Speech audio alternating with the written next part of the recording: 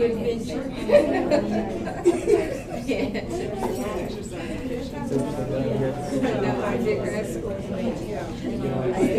well, thank you guys so much for joining us today. We're going to go and get started. We're still missing just a few people that have registered, but I'm sure they'll trickle in, and if not, maybe they're watching online as well. So we are live streaming this event as well as recording it so we can archive it for later. So if you hear something you like today or want to remember, you'll be able to revisit those by going to the website, and I'll send out that link next week after we prepare everything. So just a few notes before we get started. I kind of wanted to talk about social media at University College, at the university level, and why we have Brad here with us today, why he's been working with us for the past few months, and then also what our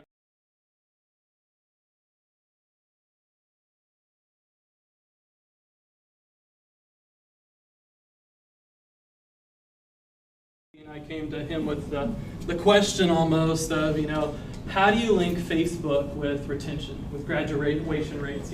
How do we use Facebook so that we can make sure that students are being retained and that we're keeping them? And we realized kind of after talking before we really sat down with Brad that those two things aren't really directly related necessarily. I mean, they are in a lot of different ways, but it wasn't something that we were going to put on Facebook or do on Facebook that was just going to magically graduate our students. So we were going to see this correlation that was there and we didn't know exists, and Brad was going to teach us all about it. And as we started looking at the different organizations within University College, with the different units that there are and the different pieces that we put together on every day, we realized those are the pieces that are making our efforts for retention and graduation. It's about the events that we're putting on, the services that we're providing, the communications that we give the students every day. And the real question was, how do we utilize social media in order to share those, in order to make sure that we're pushing those to students and that students are finding out about our events, that they're encouraged to attend our events, that they're wanting to attend our events, and that they're seeing that other students are also being involved in those events as well. So, focusing on why we kind of brought Brad in today, and we have 2 more sessions as well that you'll be able to register for later, was really just thinking about the fact that we want to use social media effectively. It's an easy platform. Students are on Facebook, they're on Twitter, and a lot of us maybe have our own departmental accounts, we may have our own event accounts, we may just have our own personal accounts that we use every day, but there's still a disconnect between really grasping what we want to do on Facebook and what we want to provide to students and how we can use that effectively to really move us forward within our departments. So main reasons for using Facebook in this instance, or social media in general, would be just to connect with others. So connecting with the students in some fashion, whether that's on a very personal level, whether that's just talking to them every day, sharing your message, getting that out, making it a normal thing for your office to communicate with students in that fashion, just like you do in person, or just like you do in email, or just like you do with your website. Second would be to make your office and services more visible. So how many times have you known an event's going on campus and you go to search for it and you can't find anything about it? You saw a flyer once or you saw an email, but you can't find things about it online, or you can't find things about it on Facebook or on their website or even on the events calendar for IUPUI. And then just self-promotion, talking yourself up. Why is your service or your office, why are you great? What does that mean to students? So, if I'm the Office of Academic Advising or the Office of Student Employment, what do I want to say about myself to make students go, oh, you know what, that's a great service, that's a great thing that they're doing, or that's a great event that they're about to have that sounds really fun and interesting. And then also just to get news out quickly.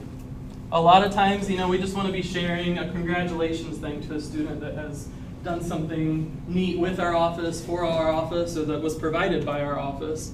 And then also just, telling everybody every day what's kind of going around in that realm.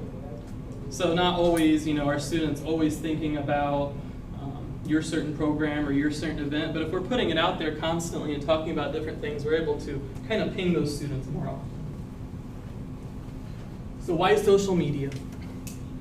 It's inexpensive, obviously. In some realms, there's ways that we can actually rack up the charges for it. We can do different promoting on it, which Brad will explain a little bit later. You can also pay for services that help you manage all of your social media realms, which can be really useful, but there's also a lot of inexpensive ways that you can jump into social media, run it effectively on your own in your office, and not have to hire more staff just to do so. And then also, it's easy to use, and I did put a star up there because some people are like, wait, like, why can't we seem to figure out what to do on our Facebook page then if it's so easy?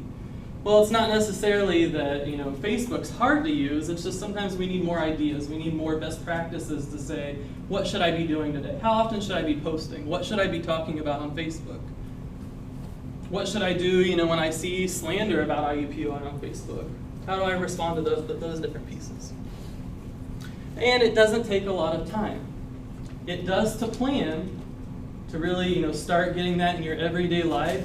But once you get going and once you consider it, you know, like updating your website, sending out an email to the staff listserv to share with other students, it's just going to become second nature for your office once you can assign a few people, you know, to kind of take control over that, to have ownership over it, and to look towards the students that work for your office as well to, you know, want to be part of this, to have their own staff accounts for IUPUI that they can go in and answer questions for students, they can share about events, they can quickly post something about one of the services being provided. All of that would take very little time. It'd be like sending an email almost, just to have somebody log in. Once you get that infrastructure set up, then you're pretty much ready to go from that point. So let's get started. I have the pleasure of introducing Brad Ward. He's the CEO and co-founder of Blue Fuego Incorporated, located here in Indianapolis. And he's actually from Indianapolis, correct? No. No? Okay. Illinois. Okay. Slowing into He's this from Hoosier Illinois. role. So he's spoken around the globe at more than 75 higher ed conferences and workshops. His work has been featured in magazines and websites such as Campus Technology, University Business, CNET, the New York Times, and more. And he has a Butler MBA with a concentration in leadership. So please join me in welcoming Brad. So yeah, I'll tell you a bit more about my background. Blue Fuego, we've been around for 5 years now. We're in our 5th year.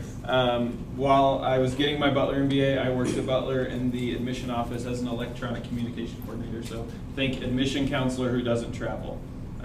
My job was the internet. They said, figure out how to recruit students online and figure out how to tie it into traditional methods. And so that was my role there. Before that, I did my undergrad at University of Illinois at Springfield, which is the smaller of the 3 U of I campuses.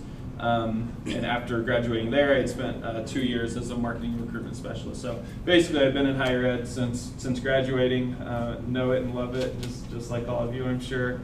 And it's exciting to be in this role now, helping schools figure out these new tools and tactics and how to apply them. So I think my big awakening to a lot of this was when I was actually in college.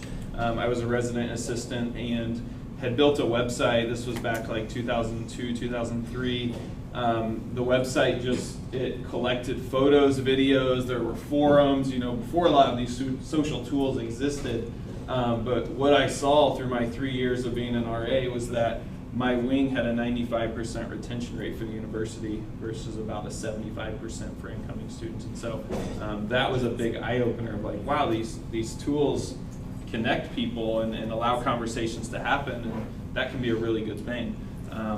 I'll talk in a bit about the IUPUI Class of 2017 Facebook group.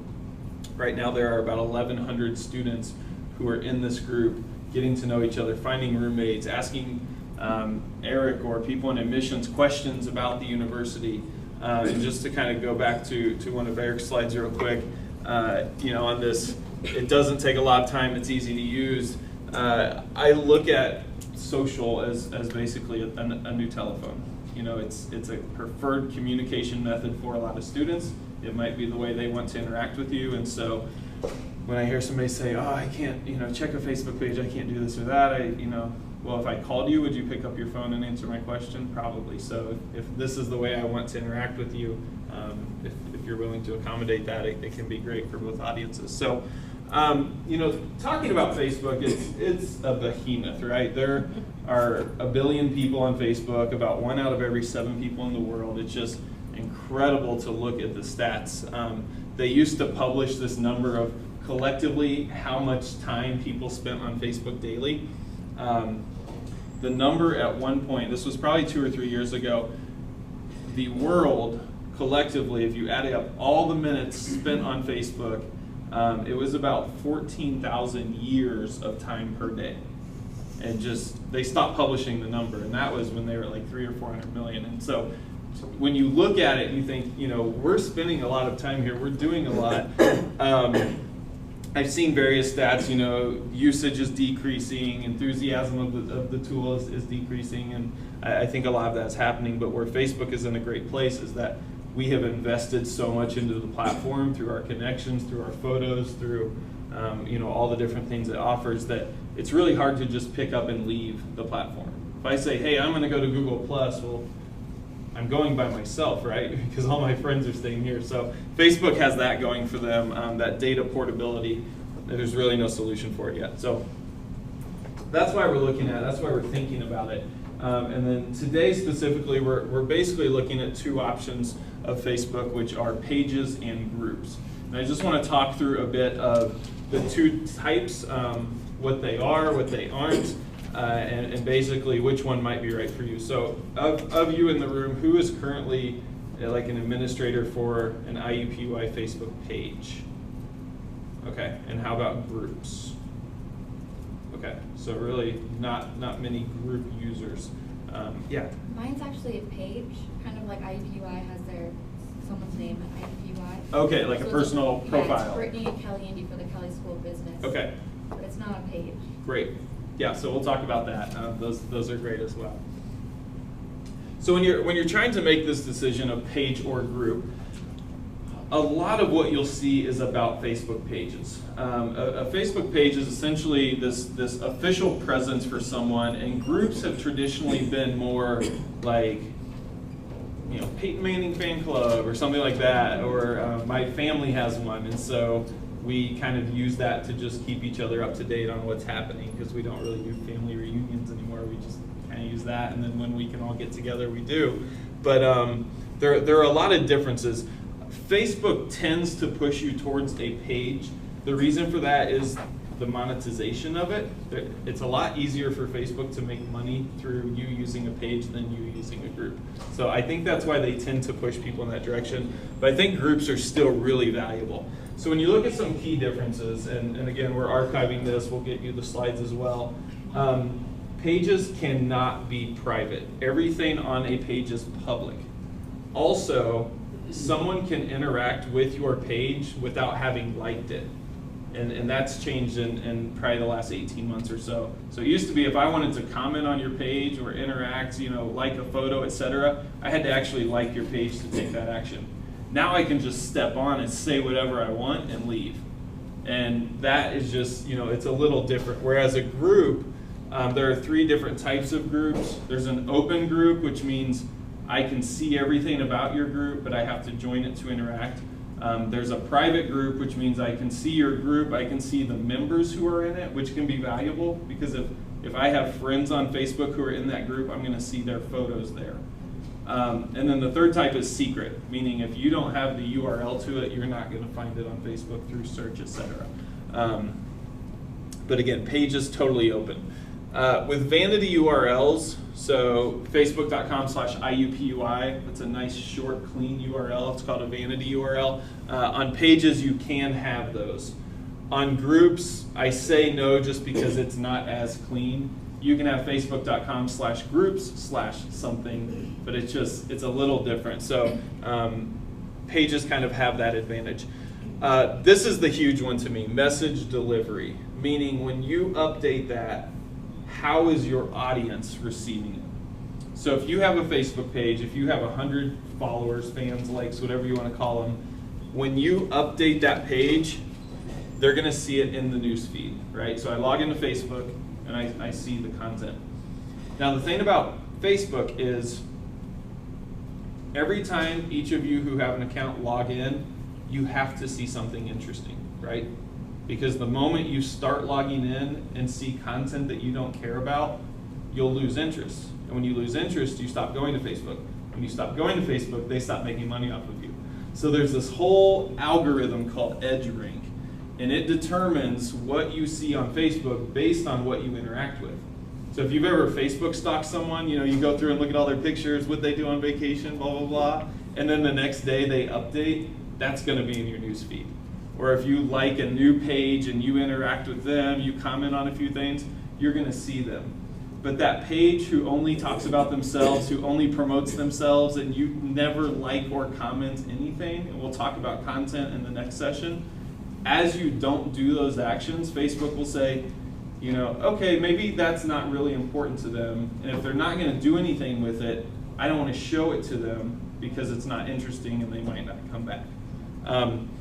So essentially what happens over time with pages, if you have 100, 500, 1,000 likes, whatever it is, there might be 20 to 30% of those people who actually see your content in the newsfeed. So it's not very reliable in the sense that if you need to say, hey, this tutor is not showing up today. Like if you post that at 10 a.m. and you have 100 fans on your page, maybe 10 of them will see it in time. And of those 100, who cares about that tutor, who was coming that day, that sort of thing, it kind of goes down from there. Whereas groups, there are 3 different types of notifications. You see it in the news feed. You get the notification, if the little number 1 that tells you there's something to look at. I'm one of those types that if it's there, I have to click it because I want that to disappear. But as a result, I see it. So it comes through there. Then also there's an email that comes through. So in my inbox, I see that someone has posted something new. So I think that's really valuable as you think about these smaller audiences you might be trying to connect with. It sort of breaks you out of the Facebook clutter. You're not just living in the news feed with, I like Beagles, I like Volkswagen, mom, dad, best friend, roommate, all that. There are multiple ways for them to catch that message. Chat, that's another one. So on pages, there's no chat feature. On groups, if you're under 250 members, there's actually a built-in chat feature. So people can log in, click there, and talk amongst other group members. Again, that notification is happening. If I'm signed into chat, someone goes into the group and says something, it's going to pop up on my screen. And so there's a neat little feature there. There's also document collaboration on groups. So people can upload files. You can edit them and re-upload them, and it will tell you kind of what's the newest version, who's uploaded it. There's some neat features on kind of the educational side around that. But groups don't really offer any insights or analytics. So you see the list, you see who the users are, and kind of from there it's up to you to do some manual legwork depending on what you want to know. So for the IUPUI 2017 group, every Monday at 8:30 a.m. I have a reminder on my calendar. I go in, I have a Google document, and I list every student who joined the group that week and the day they joined. And then Bobby Bell over in admissions compares that to his database and says, okay, on March 12th, this student joined and their current status is admitted. And then we kind of track that coming up to May 1. So that's one way we use the group data. We want to know who in the group is admitted, who's deposited, who's hasn't even applied yet, and we kind of use it that way. Pages offer a lot of insights, and we'll talk about that in the next couple sessions, but they'll tell you the breakdown of your audience, they'll tell you what people are looking at, what people are interacting with, and again, a lot of it's driven towards that dollar, that they want to say, well, you're here, but you could be here if you spend this much money. And so you kind of avoid all that with groups. And then just overall scope, as you're looking at pages, they're very broad. They're intended to be kind of that macro level, and groups more of that micro. So just to kind of go through some examples as we look at pages versus groups. So if you were a club of 25 students who need to communicate with each other, what would you say, page or group? All right, so what about a department on campus that serves over 1,000 students per semester? Page, yeah. Because as you get towards that larger number, it's not as easy to be very focused in your content, right? You can't say, hey, this tutor's not showing up today. Relevant for 2 people, not relevant for 998. So your audience almost dictates your content as well. And again, next session we'll talk about content, but just kind of being aware of what you are. What about the Fall Study Abroad Fair? Good question. Neither. So if it's something that has a date or a timeline or an end date to it, you really at that point are just cluttering the IUPUI space. You know, we always want to be concerned of like brand saturation. Basically, if I'm searching IUPUI, one, I want to be able to find these more top level pages that are providing content, because as soon as this event's over, no one does anything with that. And if we get 500 people into a group or a page, whatever it is, that's great. But the moment that event's over, we're not going to do anything with them anymore. So I'd rather drive them to who's in charge of this. Let's get them to that page or group, and let's tell them about this event through that. Then when the event's over, we're still going to be talking about other stuff, and we're going to keep them interested in that new content. So, sorry to trick you there. 21st Century Scholars. Anyone from there in here? No? Page or group? Oh, we're very involved. Okay. Well, if you're talking about all the 21st Century Scholars on campus, you're talking about a page, because we're talking a couple thousand. Yeah. But for an incoming, Still a sizable Yeah. group of students. I mean, 600-700 students. okay. So, I don't know what you do. Is that the Based on what they currently have, yeah, I put group there just because I think it's that, again, that collaborative nature or opportunity to provide basically an online community for them, because I would hope that through that you can get them talking to each other, which again on pages it's more like one to many. I'm going to tell you something. Groups are let's talk to each other, and you know, whatever it is we're working on or we need information about. So is it sort of based on the content of what you're going to be delivering on a regular basis when you choose a group or a page? it can be. I think size is kind of that first filter of who are you talking to, because that almost determines the content. But from there, yeah, if you know the incoming class group, we really just want them interacting with each other. You know, admissions is gonna deliver important information through email, through mail, all of that. We don't really need to use Facebook as that next channel to deliver information. We're just allowing people to, that way when they step on campus, they already know a handful of people, and it's gonna make their experience better. So yeah, that's a good question though. Office of Student Employment. Page, good job. So you would almost think like, oh, I'd love for that to be a group, because you know maybe we want to talk about some more specific stuff. But since it's so large as an organization, you kind of have to stick more towards page on that one. And they got, is anybody from OSU here? Yeah, so you got like 600 some likes on the page, and yeah, really doing a good job with content through that. And so let's look at groups a bit. So this is just a screenshot of the IUPUI class of 2017. When we implemented this, basically the strategy, the vision I laid out was, let's use it kind of on the front side up to May 1 for admissions. We'll get students who are admitted into this group. We'll allow them to see others, and you know, kind of drive them into all of these conversations, so that if somebody says, I'm from New Jersey, who's from New Jersey? There are actually other students from New Jersey in there kind of affirming this decision that you're not crazy going to the cornfields of Indiana for school, right? So we're using it for that, but then now that we're in kind of this orientation phase, we're getting orientation people involved, and then when you know the fall semester starts, basically handing it over to UC to use it for retention, for broad level, you know, here's the last day to get your textbooks, don't forget to do this, here's a great opportunity, do you need a job, etc. So there are about 1,200 people in here right now. Our goal was 1,000, just kind of based on previous years with organic growth. That was the number we came up with. I was just telling Eric before we started, right now if you look at the 1,200 or so who are in the group, 1,100, whatever it is, over 90% of them have submitted a deposit.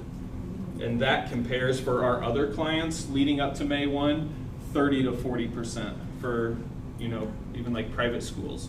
And so the other interesting one is with a group, something I probably should have mentioned, you can just add people to it. So if I'm Eric's friend on Facebook and I'm like, oh, he's probably interested in this group, I can just add him and he just goes straight into it, and there's like no transaction whatsoever and no say on his part. So with the people who are in this group, 98% of them have stayed. So there are a lot of people that admission counselors have said, hey, now that you're admitted, come in here. Or other friends who said, hey, you're going to IUPUI with me, go in this group. So 98% of people who have been added to the group have stayed in this group. And that compares to about 70 to 80% with other clients that we see. So what we're seeing in this group is that they're highly committed to coming here, and the content is good enough that they're sticking around and continuing to have conversations with others. So when I come in, you know, again, I can click members and then go to members by join date, and this is kind of how I pull that data. But I just wanted you to see, you know, a lot of these have been added by Melissa. You know, there are others who kind of the friend adds the friend, as I talked about. We see a lot of that. But that's basically where I pull that data I talked about earlier of who's in the group. If you want to find a member, you can just quickly type in a name. It will tell you if they're in the group or not. A lot of features there. And this is basically as difficult as groups get. So you say, what's my privacy? As we talked about earlier, open, closed, or secret. Membership. Any member can add or approve members, or any member can add members, but an admin must approve them. So that's saying I can add him, but the admin has to allow him to come in.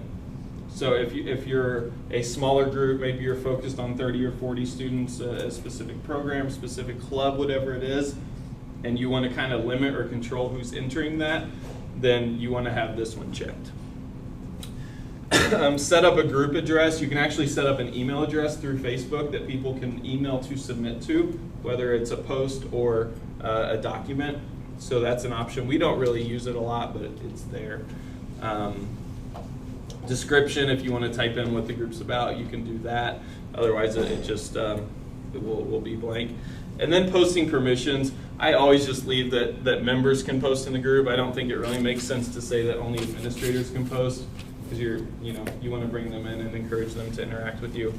And then the bottom one here, you can choose if group posts must be approved by you as an administrator. And there can be multiple administrators as well. So don't feel like if you start a group, the burden is all on you to take care of all this. You can get others involved and they can help you with that. If there are questions at any time, please feel free to stop me. We'll do Q&A afterwards. But if you have specific questions on any screenshots, we can stop there. And I just wanted to show this as this is an email I got saying in the class of 2017 group, Ashley has posted. And so, I can click to view the post, I can edit my email settings, I can actually just reply to the email, and that will go as a comment. So when you think about your workflow, that's a really helpful on both groups and pages. So if you have your notifications set to that all activity comes to you as an email, say you have a page and somebody asks a question, rather than going to Facebook, logging in, checking it, responding, etc., this email just comes and you just reply to the email, which is pretty much as simple as what you already do with a lot of students, that they email you and you respond to their question. So Facebook takes care of taking that email and putting it back into the Facebook world on that thread where they get the response and the notification that it happened. So that's really nice. And then just talking about that vanity URL, I do, even though it's a little longer, I encourage schools to do it. So with IUPUI, this is kind of the link we share. What we do with some other clients, if IT is willing and helpful, we set up just a super short redirect. So with Ohio Wesleyan, we have owu.edu/2017, and that's what we promote out.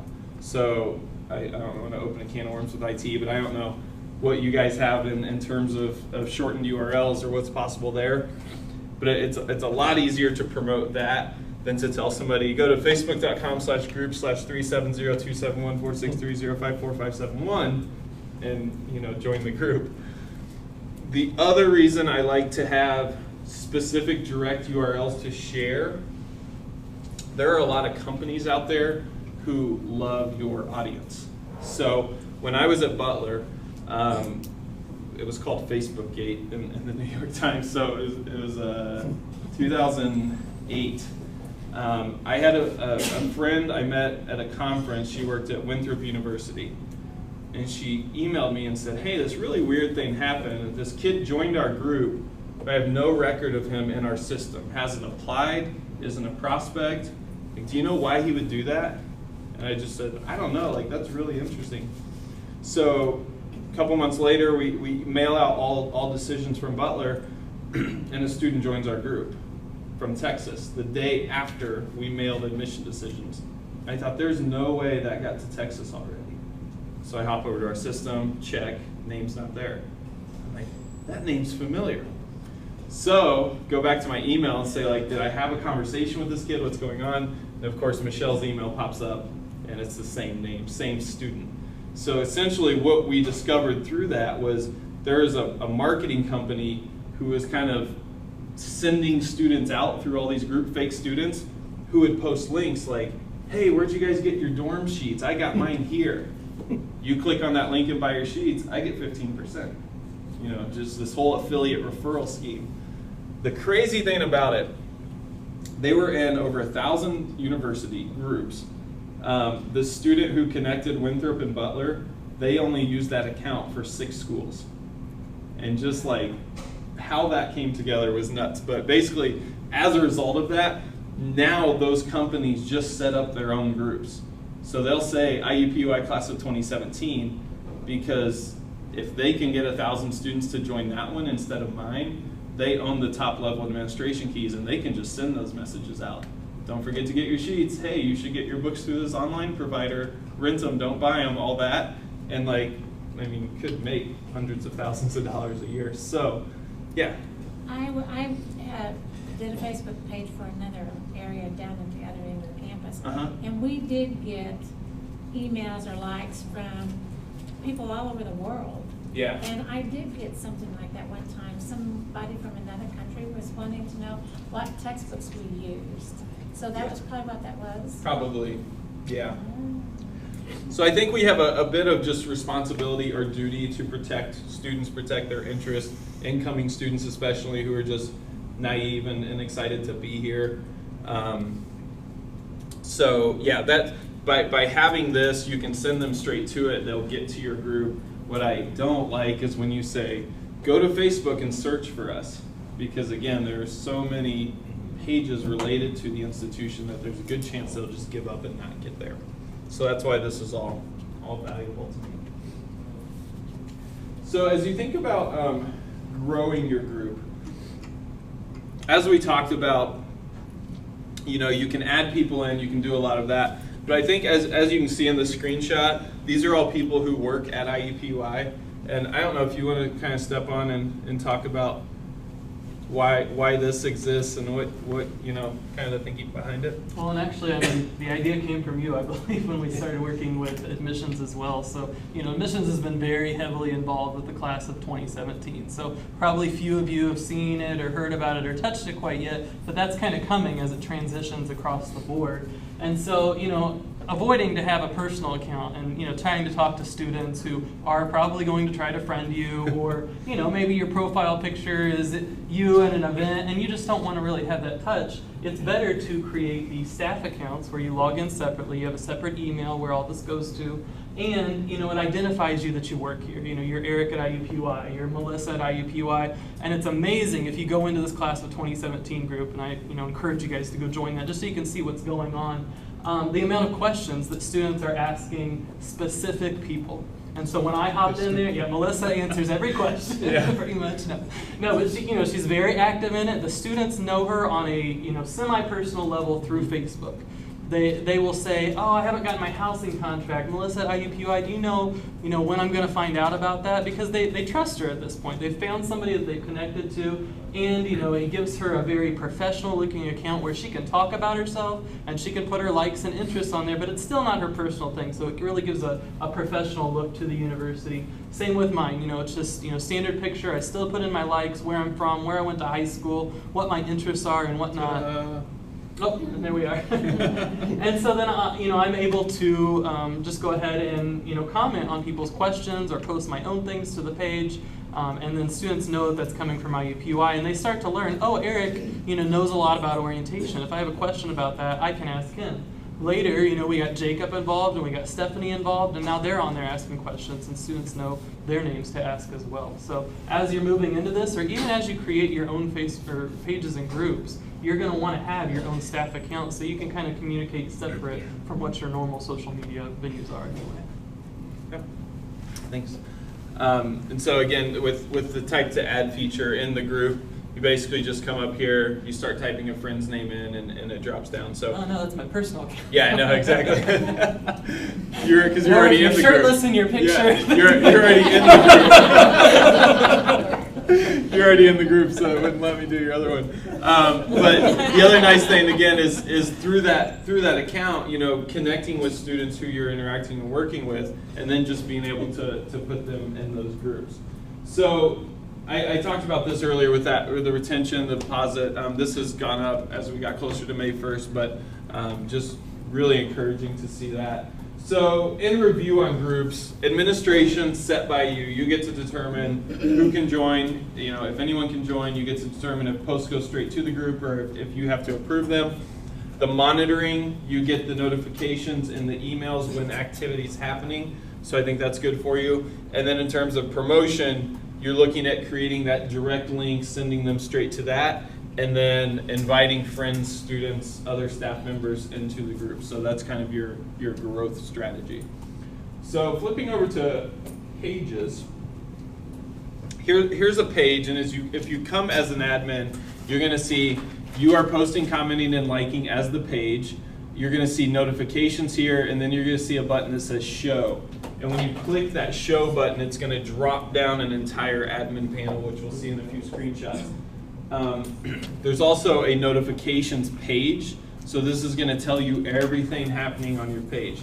So if you want kind of a quick place to go and see what do I need to care about right now, this will tell you, if people are commenting on photos, if they're liking a photo, etc., and then you can kind of respond accordingly. This is the admin panel, and I highlighted where they're asking you to spend money as I talked about that. Hey, get more likes, 15 bucks a day. Hey, build your audience, boost your post. It's been really interesting to watch them play with this language. They've tried about 3 different verbs there in the past 3 weeks. It was called boost for a while, it was called promote for a while, enhance. They're really trying to figure out what will people click and spend money on. Boost has been there for a while, so I'm interested to see if that continues. The other thing just to point out is this messages area. So more recently, you can now message a page privately and ask a question. So that kind of just brings an additional layer to pages as you think about the administration of it and taking care of people. You've got your whole page to worry about all your content there, but then you also have to keep an eye on this, which comes to you through email. So in this bar here, edit page, just kind of highlighting that. If you go to manage notifications, that's where you can say how you want to be notified. So you might say, notify me on Facebook. So it pops up telling you people have done something. Personally, for clients, I don't need to know all your day-to-day, so I have that unchecked, you can see. But if you're running the page, I would encourage you to have that checked. And then here, probably the most important one, sending notifications to your email address when people are doing something. That way you know what's going on. So the other one here, manage admin roles. This is really important. I think you need to, if you're running a page, know about this. And this is new in the past few months. If you have students helping you, if you have other staff members helping you, I'd really encourage you to look at who is an administrator and what their level is. Students, for example, I really think they probably just need to be maybe like here or down, moderator, advertiser, or insights. So manager, basically, you do all. You're like this lord of the page. You know, you can ban people, you can shut them down, you can cancel admins. So if you have a student who's a manager role, they theoretically could knock all of you out as staff and own that page and do whatever they want with it, which is kind of a scary thought. Content creator basically takes that role out, but you can still edit the page. I can change the description of it. I can change the name of it. I can do a lot of that stuff. I can write as the page. I can respond to, I can delete comments, I can send messages, I can create ads, I can view insights. The next step down there is moderator. I can respond and delete comments, but I can't post something as the page on purpose or on accident. I can't edit the page, I can't add apps, I can't manage admin. So again, students might more likely moderator or below. Advertiser, create ads, view insights, and then insights analyst, strictly view the insights, the data for the page. So there's some different roles there for you. Just to kind of show you what this looks like, I pulled out another client, the new school. So you can see there are managers who kind of work there. Here's a student who's a content creator, and then they have Joe and I from Blue Fuego listed as insights analysts, because we don't need to do anything else with the page. We're just collecting and looking at and analyzing the data for them. So that's kind of where that setup is. And you can see I can delete myself, but I can't change any of these other admins. And I just threw this in here. Might work better for the next presentation, but I just wanted to touch on sort of this, you know what, in the interest of time, I'm going to save that for the next one, so you have to come back. So, page promotion. How do you promote a page? The first way is free. So, you can put call outs on your site, you know, the little social icons.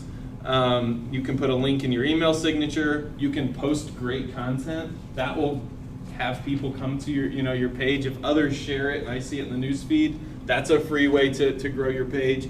You can invite friends to the page by doing that way back here feature. So invite friends. If you know of others who should be interested in it, you can do that. And then you can actually upload a CSV file of email addresses and invite people to your page that way.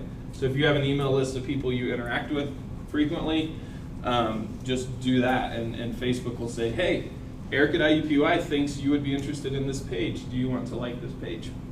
And then you go down to the paid methods. Facebook ads, Facebook promoted posts, and Facebook sponsored stories, which are all very different and unique. So ads are the ones you see on the right side. You know, I get ads for credit cards and working out and all this other, you know, dating sites, all that, because of age and gender and all that. It's based on those kind of demographical stuff. Promoted posts are essentially you've posted a piece of content on your page and now you want to make sure people see that.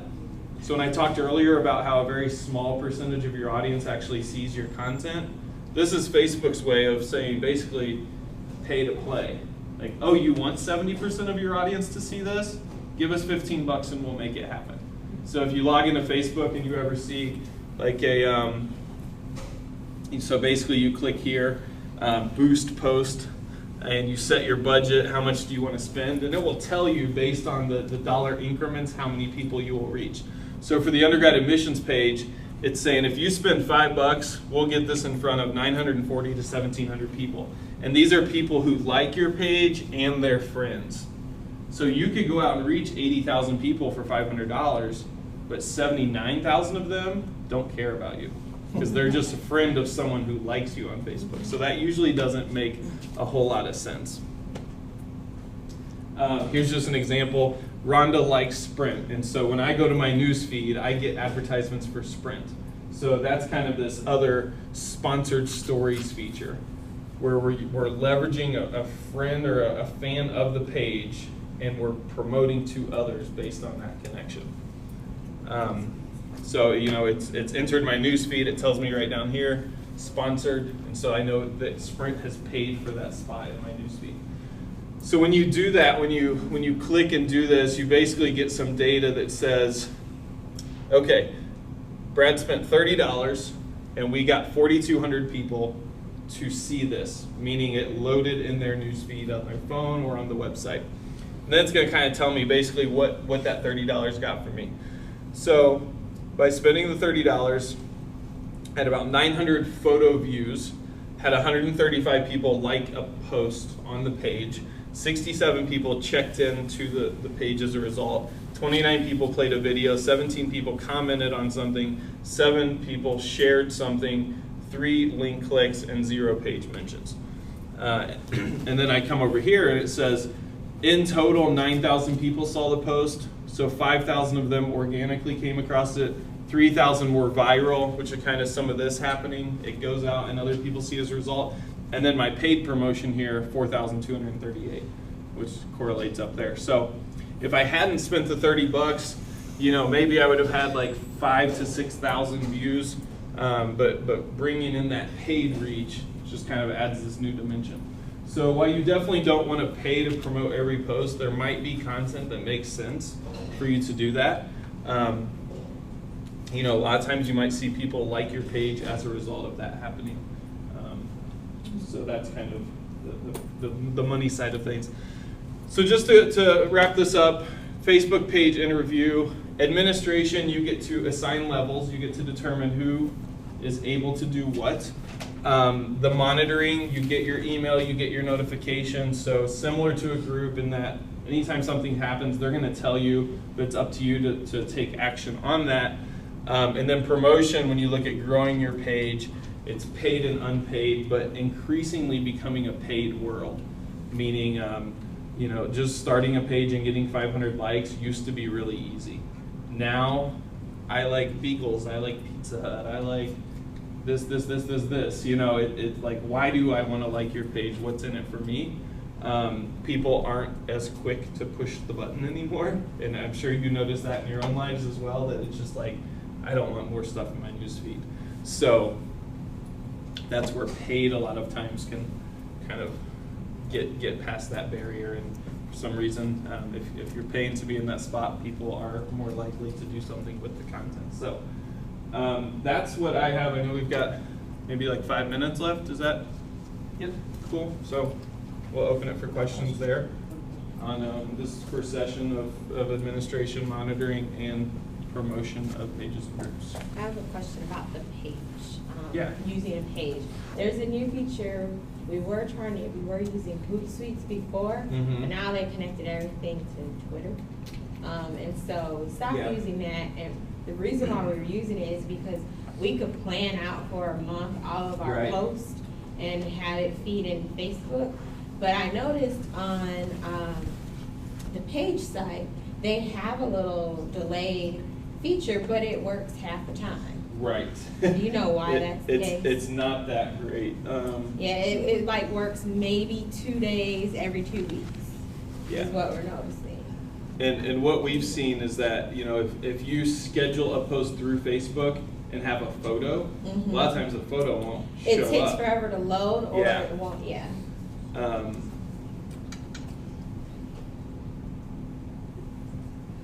And I know they have some restrictions around when this will show. It used to be 5,000 likes, actually. Yeah, because we're not there, and we average maybe we get. Oh, you know what? Sorry, I'm thinking about a different feature. Yeah, that's so yeah, the this little button here. And it works half the time. So I don't know if I'm doing something wrong or. So the problem is, and if I accidentally post this, we're done for. So yeah, you add in your year. And then the NLGO date and the time. Yeah, and kind of drill down. It's today's 6th, 7th. Because one of the things, you know, a couple of books I looked at, they're saying one of the things that when you work kind of that 8 to 5 hour that you're missing is you're missing that 8 p.m. beyond when most people are on. So, you know, a lot of times we kind of look at, we call them just the Pepsi breaks, 10 a.m., 2 p.m. And I got to work, I got some stuff done, I deserve a break. Okay. On Facebook. Or I got back from lunch, I got some stuff done, I need a break. So those are great times, you know, for like a non-traditional student audience. If you're looking at traditional students, you kind of need to be there when they are there. One is just, you know, doing it at 8 o'clock, which I hate to tell people to do because it's not a healthy work life, but that's possible. The other is when you boost the post to pay for it, Facebook will keep it in that newsfeed longer and at a higher rank. But yeah, the problem with Hootsuite, Facebook kind of docks you for using a third-party tool to update your page. There was a report that they decreased your reach by like 80%, and then they kind of admitted, yeah, we're doing that, we're sorry, we'll change it. So they modified it a bit, but not really a lot. Well, we've stopped using it, and we've noticed they do everything now through Twitter. Yeah. You have to have a Twitter account to get things going, so we stopped using it. Yeah, through Hootsuite, and then Tumblr was too complicated. Yeah, honestly, the best way is just coming here to the page and updating there. And I agree that you can't necessarily rely on that timing feature. Okay. So Yeah. just when it works, great. When it doesn't, Well, you just plan it out on your own. 'Cause, like, I can't get it to consistently work. Yeah. And there's really, it's kind of one of those dilemmas that, like, what do we pay for Facebook? Nothing, Yeah, you know? that's true. So we can't really call them up and tell them that it's not working, but we really wish it did. I mean, is there a way though to put in like bugs or whatnot for Facebook? There is, I mean, I'm sure. To where, I mean, she could at least ask. I'm sure, yeah, If I would something think doesn't it's go been through. reported, but we experience it on a lot of other pages as Okay. well. So I would say it's not isolated just to your page. And the other thing to remember though is too, like, you know, if you just posted something right now, someone will see it later tonight when they're on, if it's meant for, you know, to be in their newsfeed, I guess, at that point, because it's gonna decide if it really needs to touch that student. And, you know, I'll get on Facebook 3 times in one day, once in the morning, once in the afternoon, and once at night, and I'll see the same story all 3 times Yeah. in my most recent stuff, just because it's more relevant for me, according to Facebook. EdgeRank, which I talked about, the algorithm, it has three weights to it. The first is affinity, so how often do you interact with the page? The second is just kind of this weight of like the type of interaction you have with them, likes, comments, share, whatever it is. If I get tagged in a photo on your page, that tells Facebook like this relationship is more than just online. So that's a great way to build that EdgeRank as you think about what you do. If you're taking pictures at events, posting them and tagging those students, then Facebook realizes, you know, I don't just like puppies. I was here at this event. I did something with them, and so it builds it that way. But the third one is a time decay, meaning if it's on your to-do list to post today, and you do it right when you walk in the office at 8:30, but no one interacts with it for a few hours, then Facebook does determine, okay, this content's not really that great, or no one cares about it. And it's not that it wasn't good, it's just that it hit at the wrong time. So I would say one thing we do with the clients a lot is check your Google Analytics of when do people hit your website and try to post around those times as well. Yeah. I have a question. So I have that personal account where I Uh-huh. interact with all of our business students, Uh-huh. and a lot of them are already in the class of 2017 because they're new admits. Thank you.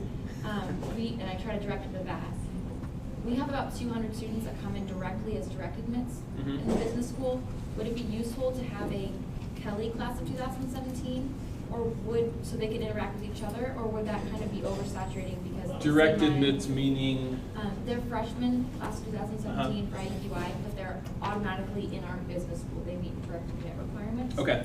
So they're Do not they going to university identify college. with that, or is that just an internal thing? No, they're Okay. a direct admit. They're And kind they of know that, and they're it's kind of cool a to special them. class. Okay. They're not in U-Call. Yeah, then that can definitely be like a subgroup Okay. that if you have, if you're trying to encourage them. With Taylor University, they've got kind of this, it's called CLS, Community Learning Scholars, and so they're in the incoming class, but they're also CLS, and so we're using a group to basically rally them together and not give them homework through the summer, but like reading assignments to think of. So if you have like business specific news that you want to start to encourage, that could be a great way.